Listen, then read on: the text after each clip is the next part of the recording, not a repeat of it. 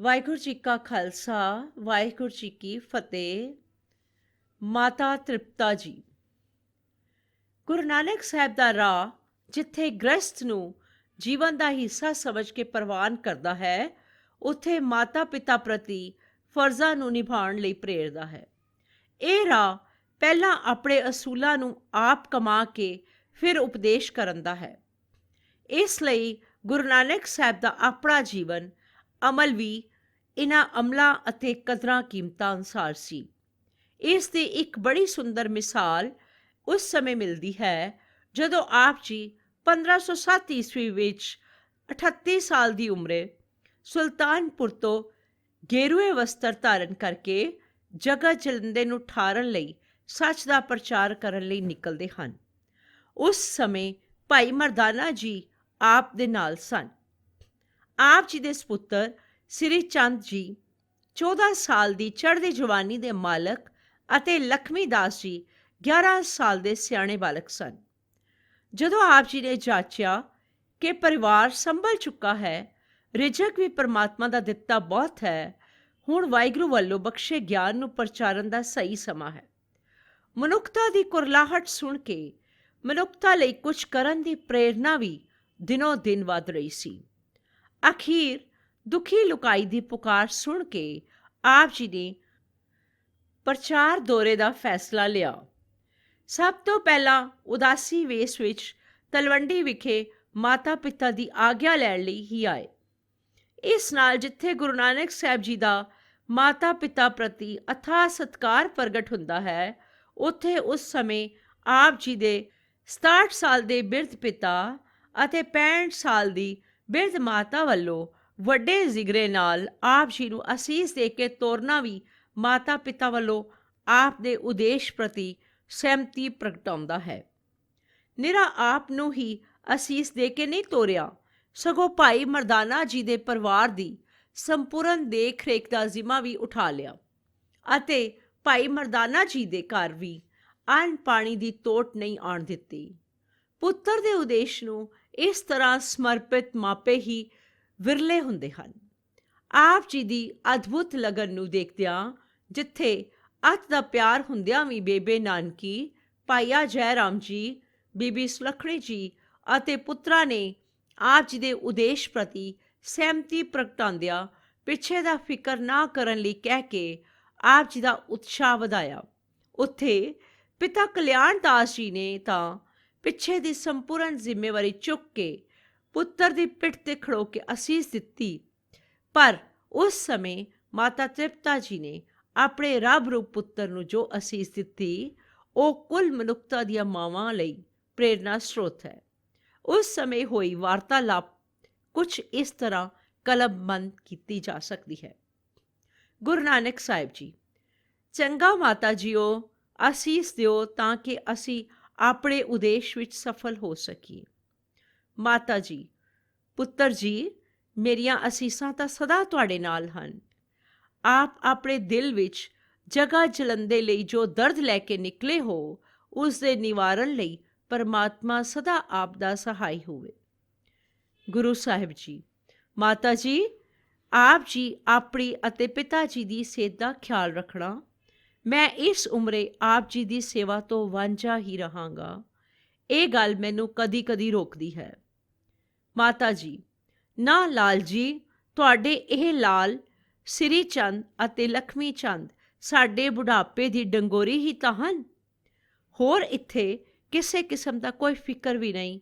ਸੁਲੱਖਣੀ ਵੀ ਸਦਾ ਬੇਟੀਆਂ ਵਾਂਗ ਸਤਿਕਾਰ ਦਿੰਦੀ ਹੈ। ਤੁਹਾਡੀ ਬੰਦਗੀ ਸਦਕਾ ਸਾਰਾ ਨਗਰ ਸਨਮਾਨ ਦਿੰਦਾ ਹੈ, ਇਸ ਲਈ ਸੰਸਾ ਨਹੀਂ ਕਰਨਾ। ਫਿਰ ਆਪ ਜੀ ਕਿਹੜਾ ਸਦਾ ਲਈ ਜਾ ਰਹੇ ਹੋ?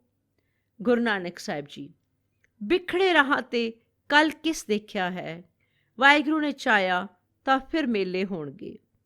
ਮਾਤਾ ਜੀ, ਲਾਲ ਜੀ, ਭਾਵੇਂ ਆਪ ਬਹੁਤ ਯਾਦ ਆਓਗੇ, ਸਾਡੀਆਂ ਅੱਖਾਂ ਹਰ ਵਕਤ ਆਪ ਦੇ ਦਰਸ਼ਨਾਂ ਨੂੰ ਤਰਸਣਗੀਆਂ, ਪਰ ਫਿਰ ਵੀ ਮੈਂ ਕੈਸੀ ਵਡਭਾਗੀ ਮਾਂ ਹੋਵਾਂਗੀ ਜਿਸ ਦਾ ਲਾਲ ਪਰਿਵਾਰ ਦੇ 2-4 ਜੀਆਂ ਦਾ ਨਹੀਂ, ਸਗੋਂ ਸਾਰੀ ਮਨੁੱਖਤਾ ਦਾ ਦਰਦ ਆਪਣੇ ਦਿਲ ਵਿੱਚ ਰੱਖ ਕੇ ਘਰੋਂ ਟੁਰਿਆ ਹੈ। ਗੁਰੂ ਨਾਨਕ ਸਾਹਿਬ ਜੀ, ਮਾਤਾ ਜੀ, ਇਹ ਸਭ ਤਾਂ ਆਪ ਦੀਆਂ ਹੀ ਅਸੀਸਾਂ ਦਾ ਫਲ ਹੈ। ਮਾਤਾ ਜੀ, ਮੇਰਾ ਪੁੱਤਰ ਤਾਂ ਹੈ ਹੀ ਰੱਬ ਦਾ ਰੂਪ। ਲੋਕਾਂ ਦੇ ਪੁੱਤਰ ਤਾਂ ਪੈਸੇ, ਰਿਜ਼ਕ ਅਤੇ ਵਣਜ ਲਈ ਘਰੋਂ ਬਾਹਰ ਜਾਂਦੇ ਹਨ, ਪਰ ਮੇਰਾ ਪੁੱਤਰ ਤਾਂ ਪਿਆਰ ਦੀ ਰਾਸ ਲੈ ਕੇ ਸਭ ਲਈ ਪਿਆਰ ਦਾ ਵਣਜ ਕਰਨ ਨਿਕਲਿਆ ਹੈ। ਗੁਰੂ ਨਾਨਕ ਸਾਹਿਬ ਜੀ, ਇਹ ਸਭ ਵੀ ਵਾਹਿਗੁਰੂ ਦੀ ਬਖਸ਼ਿਸ਼ ਅਤੇ ਆਪ ਦੀ ਸਿੱਖਿਆ ਅਤੇ ਸੰਸਕਾਰਾਂ ਸਦਕਾ ਹੀ ਹੈ। ਮਾਤਾ ਜੀ, ਸੁਖੀ ਵਸੋ ਲਾਲ ਜੀ, ਜਾਓ ਅਤੇ ਜਲ ਰਹੇ ਜਗਤ ਦੀ ਤਪਸ਼ ਮਿਟਾ ਕੇ ਜਿੱਥੇ ਤੱਕ ਹੋ ਸਕੇ ਠੰਡ ਵਰਤਾਉਣ ਦਾ ਸੁਭਾਗ ਪ੍ਰਾਪਤ ਕਰੋ। ਗੁਰੂ ਸਾਹਿਬ ਜੀ, ਅੱਛਾ ਮਾਤਾ ਜੀ, ਵਾਹਿਗੁਰੂ ਭਲੀ ਕਰੇ ਅਤੇ ਆਪ ਜੀ ਦੀ ਅਸੀਸ ਸਦਕਾ ਐਸਾ ਹੀ ਹੋਵੇ। ਐਸੇ ਸਨ ਗੁਰੂ ਨਾਨਕ ਸਾਹਿਬ ਵਰਗੀ ਅਦੁੱਤੀ ਸ਼ਖਸੀਅਤ ਨੂੰ ਜਨਮ ਦੇਣ ਵਾਲੇ ਸੁਭਾਗੇ ਮਾਤਾ ਤ੍ਰਿਪਤਾ ਜੀ। ਮਨੁੱਖਤਾ ਲਈ ਦਰਦ, ਲੋੜਵੰਦਾਂ ਲਈ ਸੇਵਾ ਅਤੇ ਵੰਡ ਛਕਣ ਵਰਗੇ ਮਹਾਨ ਗੁਣਾਂ ਦੇ ਆਪ ਮਾਲਕ ਸਨ। ਬੇਬੇ ਨਾਨਕੀ ਜੀ ਅਤੇ ਬਾਬਾ ਨਾਨਕ ਜੀ ਉੱਤੇ ਆਪ ਦੇ ਇਹਨਾਂ ਗੁਣਾਂ ਦਾ ਪ੍ਰਤੱਖ ਪ੍ਰਭਾਵ ਸੀ। ਇਹੋ ਜਿਹੀ ਮਹਾਨ ਰੂਹ ਨੇ ਖੁਦ ਵੀ ਸੁਭਾਗੇ ਮਾਂ-ਬਾਪ ਦੇ ਘਰ ਹੀ ਜਨਮ ਲਿਆ। ਪਿਤਾ ਰਾਮਾ ਜੀ ਅਤੇ ਮਾਤਾ ਪਿਰਾਈ ਜੀ ਤ੍ਰਿਪਤਾ ਵਰਗੀ ਧੀ ਘਰ ਵਿੱਚ ਹੀ ਪਾ ਕੇ ਧਨ ਹੋ ਗਏ। ਵੀਰ ਕ੍ਰਿਸ਼ਨਾ ਜੀ ਆਪ ਨਾਲ ਅਤ ਦਾ ਪਿਆਰ ਕਰਦੇ। ਇਹ ਪਿਆਰ ਵੱਧ ਕੇ ਬੇਬੇ ਨਾਨਕੀ ਅਤੇ ਬਾਲਕ ਨਾਨਕ ਨੂੰ ਵੀ ਉਤਨੇ ਹੀ ਵਿਸ਼ਾਲ ਰੂਪ ਵਿੱਚ ਮਿਲਿਆ। ਮਾਤਾ ਤ੍ਰਿਪਤਾ ਜੀ ਦਾ ਪੇਕਾ ਪਿੰਡ ਚਹਿਲ, ਥਾਣਾ ਬਰਕੀ, ਜ਼ਿਲ੍ਹਾ ਲਾਹੌਰ ਹੈ। ਚੜ੍ਹਦੀ ਉਮਰੇ ਆਪ ਜੀ ਦੀ ਸ਼ਾਦੀ ਰਾਏ ਭੋਏ ਦੀ ਤਲਵੰਡੀ ਦੇ ਵਸਨੀਕ ਮਹਿਤਾ ਕਲਿਆਣ ਦਾਸ ਜੀ ਨਾਲ ਹੋਈ, ਜੋ ਕਿ ਤਲਵੰਡੀ ਦੇ ਹਾਕਮ ਰਾਏ ਬੁਲਾਰ ਦੇ ਪਟਵਾਰੀ ਸਨ। ਪਰ ਆਮ ਲੋਕਾਂ ਨੂੰ ਤੰਗ ਕਰਨ ਵਾਲੇ ਪਟਵਾਰੀ ਨਹੀਂ, ਸਗੋਂ ਗਰੀਬਾਂ ਅਤੇ ਦੀਨਾਂ ਦੁਖੀਆਂ ਦਾ ਖਿਆਲ ਰੱਖਣ ਵਾਲੇ ਪਟਵਾਰੀ ਸਨ ਅਤੇ ਇਸੇ ਗੁਣ ਕਰਕੇ ਕੋਮਲ ਦਿਲ ਰਾਏ ਬੁਲਾਰ ਦੇ ਵਿਸ਼ਵਾਸ ਪਾਤਰ ਅਤੇ ਚਹੇਤੇ ਸਨ। ਇਹੀ ਰਾਏ ਬੁਲਾਰ ਗੁਰੂ ਨਾਨਕ ਸਾਹਿਬ ਦਾ ਅਤ ਪਿਆਰਾ ਸਿੱਖ ਹੋਇਆ। ਛੋਟੀ ਉਮਰੇ ਹੀ ਇਸ ਨੇ ਗੁਰੂ ਸਾਹਿਬ ਨੂੰ ਰੱਬ ਰੂਪ ਸਮਝ ਕੇ ਸਤਿਕਾਰ ਦੇਣਾ ਸ਼ੁਰੂ ਕਰ ਦਿੱਤਾ ਸੀ। ਮਹਿਤਾ ਕਲਿਆਣ ਦਾਸ ਅਤੇ ਤ੍ਰਿਪਤਾ ਜੀ ਦੀ ਜੋੜੀ ਗੁਣਾ ਪੱਖੋਂ ਜੋੜੀਆਂ ਜਗ ਥੋੜੀਆਂ ਵਿੱਚੋਂ ਸੀ। ਇਸ ਗੁਣ ਭਰਪੂਰ ਜੋੜੀ ਵਿੱਚ 1464 ਵਿੱਚ ਪਹਿਲੀ ਬੱਚੀ ਨਾਨਕੀ ਨੇ ਜਨਮ ਲਿਆ, ਜੋ ਖੁਦ ਵੀ ਸਿਆਣੀ, ਕੋਮਲ ਚਿੱਤ ਅਤੇ ਮਾਤਾ ਪਿਤਾ ਵਾਂਗ ਹੀ ਦਰਦਵੰਦ ਸੀ। 1469 ਵਿੱਚ ਗੁਰੂ ਨਾਨਕ ਸਾਹਿਬ ਵਰਗਾ ਨੂਰ ਇਸ ਜੋੜੀ ਦੀ ਝੋਲੀ ਆਣ ਪਿਆ। ਜਨਮ ਦੇ ਨਾਲ ਮਾਤਾ ਪਿਤਾ ਅਤੇ ਭੈਣ ਦੇ ਨੇਕ ਸੰਸਕਾਰ ਵੀ ਮਿਲੇ। ਇਸ ਜਗਤ ਜਲੰਦੇ ਦੇ ਤਾਰਨਹਾਰ ਗੁਰੂ ਸਾਹਿਬ ਨੇ ਕਦੇ ਵੀ ਆਪਣੇ ਮਾਤਾ ਪਿਤਾ ਤੋਂ ਮੁੱਖ ਨਹੀਂ ਮੋੜਿਆ। ਇਕਲੌਤੇ ਪੁੱਤਰ ਹੋਣ ਦੀ ਆਪਣੀ ਜ਼ਿੰਮੇਵਾਰੀ ਦਾ ਅਹਿਸਾਸ ਆਪ ਨੂੰ ਸਦਾ ਹੀ ਰਿਹਾ। ਮਾਤਾ ਪਿਤਾ ਵੀ ਐਸੇ ਸੁਪੁੱਤਰ ਨੂੰ ਪਾ ਕੇ ਧੰਨ ਸਨ ਅਤੇ ਸੁਪੁੱਤਰ ਦੇ ਜੀਵਨ ਉਦੇਸ਼ ਦੀ ਸਮਝ ਆਉਣ ਉੱਤੇ ਸਦਾ ਹੀ ਉਸ ਨਾਲ ਸਹਿਮਤੀ ਪ੍ਰਗਟਾਉਂਦਿਆਂ ਉਸ ਦੀ ਪਿੱਠ ਤੇ ਖੜੇ ਰਹੇ।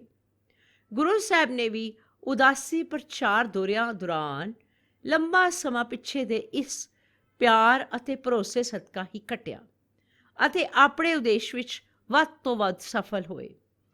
ਪਹਿਲੀ ਪ੍ਰਚਾਰ ਫੇਰੀ ਤੋਂ ਬਾਅਦ 1515 ਈਸਵੀ ਵਿੱਚ ਜਦੋਂ 8 ਸਾਲ ਬਾਅਦ ਗੁਰੂ ਜੀ ਘਰ ਵਾਪਸ ਆਏ ਤਾਂ ਕਰਤਾਰਪੁਰ ਨਗਰ ਵਸਾ ਕੇ ਸਾਰੇ ਪਰਿਵਾਰ ਦਾ ਟਿਕਾਣਾ ਉੱਥੇ ਹੀ ਕਰ ਦਿੱਤਾ। ਨੂੰਹ ਸੱਸ ਦੇ ਪਰਸਪਰ ਪਿਆਰ ਅਤੇ ਦਾਦੇ ਪੋਤਿਆਂ ਦੇ ਪਰਸਪਰ ਲਾਡ ਪਿਆਰ ਨੇ ਆਪ ਜੀ ਦਾ ਉਤਸ਼ਾਹ ਵਧਾਇਆ ਤਾਂ ਫਿਰ ਦੂਜੀ ਅਤੇ ਤੀਜੀ ਫੇਰੀ ਸਮੇਂ ਆਪ ਜੀ ਇਸ ਅਥਾਹ ਪਿਆਰ ਸਦਕਾ ਹੋਰ ਵੀ ਨਿਰਸੰਕੋਚ ਹੋ ਵਿਚਰੇ। ਤੀਜੀ ਫੇਰੀ ਸਮੇਂ ਮਾਤਾ ਪਿਤਾ ਦੀ ਬਿਰਧ ਅਵਸਥਾ ਕਾਰਨ ਹੀ ਆਪ ਜੀ 3 ਸਾਲ ਦੇ ਛੋਟੇ ਵਕਫੇ ਬਾਅਦ ਜਲਦੀ ਵਾਪਸ ਆ ਗਏ। 1521 ਵਿੱਚ ਆਪ ਜੀ ਵਾਪਸ ਆਏ ਅਤੇ 1522 ਵਿੱਚ ਸੁਭਾਗੇ ਮਾਤਾ ਪਿਤਾ ਇਕੱਠੇ ਹੀ 3 ਦਿਨ ਦੇ ਫਰਕ ਨਾਲ ਗੁਰਪੁਰੀ ਸਿਧਾਰ ਗਏ। ਗੁਰੂ ਸਾਹਿਬ ਨੇ ਹੱਥੀਂ ਸੰਸਕਾਰ ਕੀਤਾ ਅਤੇ ਪਰਪੰਚੀ ਕਰਮਕਾਂਡਾਂ ਵਿੱਚ ਪੈਣ ਦੀ ਥਾਂ ਇੱਕ ਵਾਹਿਗੁਰੂ ਨੂੰ ਯਾਦ ਕਰਨ ਦਾ ਉਪਦੇਸ਼ ਸਭ ਨੂੰ ਦਿੱਤਾ। ਜਿੱਥੇ ਗੁਰੂ ਸਾਹਿਬ ਦੀ ਕਾਲ ਕਮਾਈ ਕਾਰਨ ਸਿੱਖ ਧਰਮ ਸ਼ੁਰੂ ਵਿੱਚ ਹੀ ਆਪਣੇ ਪੈਰਾਂ 'ਤੇ ਖੜੋ ਸਕਿਆ ਹੈ, ਉੱਥੇ ਆਪ ਦੇ ਮਾਤਾ ਪਿਤਾ ਦੀ ਪਿੱਛੇ ਰਹਿ ਕੇ ਦਿੱਤੀ ਮਦਦ ਆਪਣੇ ਆਪ ਵਿੱਚ ਅਦੁੱਤੀ ਮਿਸਾਲ ਹੈ ਅਤੇ ਸਾਰੀ ਮਨੁੱਖਤਾ ਦੇ ਮਾਤਾ ਪਿਤਾ ਲਈ ਪ੍ਰੇਰਨਾ ਹੈ। ਵਾਹਿਗੁਰੂ ਜੀ ਕਾ ਖਾਲਸਾ, ਵਾਹਿਗੁਰੂ ਜੀ ਕੀ ਫਤਿਹ।